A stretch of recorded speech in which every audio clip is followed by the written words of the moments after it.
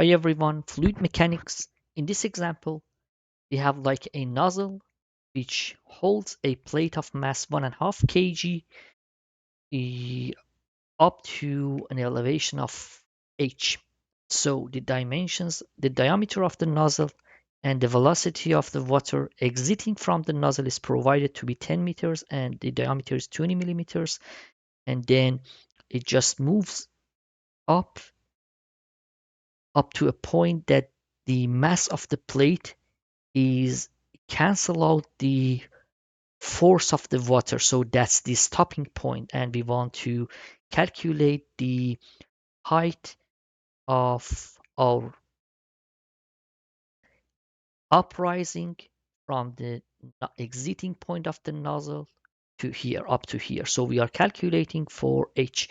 If we create a control volume around our water and plate, that we can analyze our work. So the procedure for solving such problems are categorized in three simple steps. The step one is the calculation of discharge, which is simply from its area times velocity. We have area pi d squared over 4 times the velocity of exiting water from the nozzle.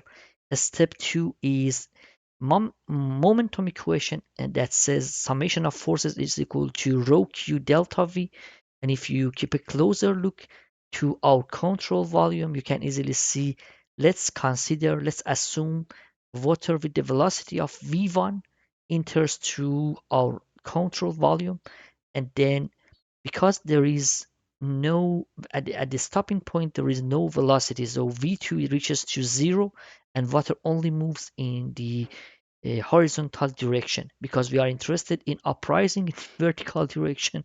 So that's our v2 is equal to 0. And in the momentum equation, we can replace all the numeric value. Rho of water is provided to be 1,000 kg over meter cube. Q, we can easily calculate the Q.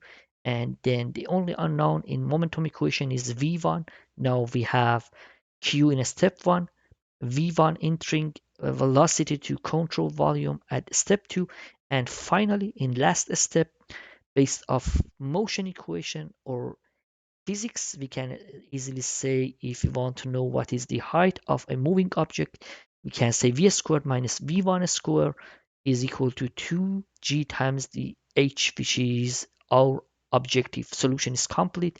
That's the overview, a big picture of the solution, and let's jump to the details.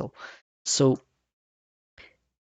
density of water in SI is 1000 kg over meter cubed.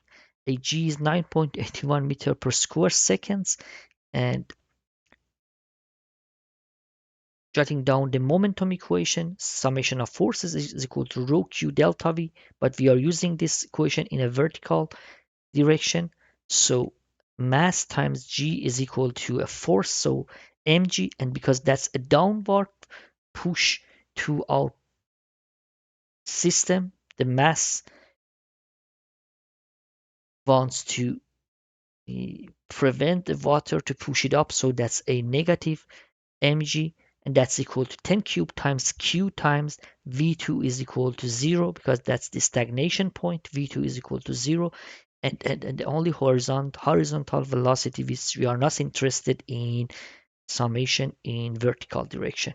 So q is a times v, and if you replace the numeric value of discharge in the momentum equation, the only unknown of second step is v1, and it just simply gives you a v1 is equal to 4.68 meter per seconds. So far we had a step 1 calculation of discharge, step 2 calculation of velocity based off momentum equation, and finally based off motion equation or velocity or physics, we can easily get let's just v naught or v0 v naught square minus v1 square. So v naught is the velocity at the very beginning of the nozzle, and v1 is when the water reaches to our arbitrary controlled volume. So 10 squared minus 4.68 squared is equal to 2 times g times h, and the only unknown in this equation is our height, which is the